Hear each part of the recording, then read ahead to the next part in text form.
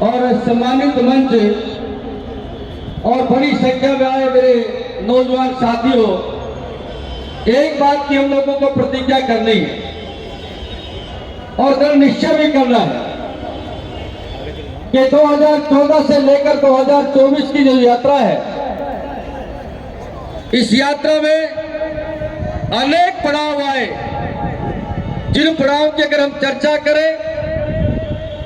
कि देश में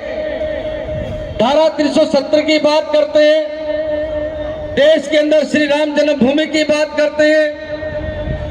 देश के अंदर 3 तलाक की बात करते हैं, देश में 80 करोड़ लोगों को एक मुश्त अनाज मिल जाए, गरीब कल्याण योजना की उसकी चर्चा करते हैं, देश के अंदर बैंक के खाते खुलवाने की बात करते हैं, नौजवानों को रोजगार की बात करते हैं, महिलाओं को हर डिपार्टमेंट के अंदर उनकी नौकरी की बात करते हैं। ये सारे के सारे जिन कामों की हम चर्चा करते हैं, ये कब संभव हो पाया? जब देश के यशस्वी प्रधानमंत्री श्री नरेंद्र मोदी जी को देश की 140 करोड़ जनता ने आशीर्वाद दिया और उसी का ये परिणाम आज निकलता हुआ दिखाई देता है कि दुनिया के अंदर 5वीं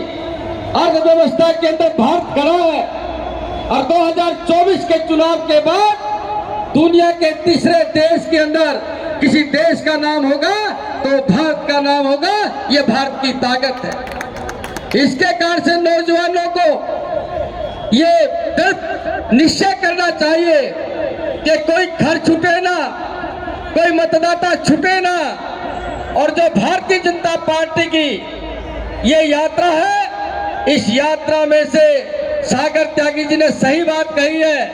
कि देश की, मैं कहता हूं कि दिल्ली में सबसे ज्यादा जीतने वाली सीट नहीं, देश के अंदर सबसे ज्यादा वोटों से जीतने वाली कोई सीट होगी तो पश्चिमी दिल्ली सीट होगी। ये भारतीय जनता पार्टी के नौजवानों का इस प्रकार का संकल्प है। हमारे पूर्व में सांसद रहे श्री प्रवेश वर्मा जी, हॉस्पिटल का निर्माण कराने की बात हो, पार्क बनाने की बात हो, अनेक प्रकार की चीजों के साथ में जोड़ने का जो काम किया है, उन सारे कामों के साथ में विकास की ओर से सबसे ज्यादा अगर विकसित कोई सीट होगी, जैसे विकसित भारत है कमलजीत की अगुवाई में, ये पश्चिमी दिल्ली इस प्रकार के विकास के कामों में आगे बढ़ेगी। नौजवानों के लिए अनेक प्रकार के रोजगार के साधन खोले जाएंगे,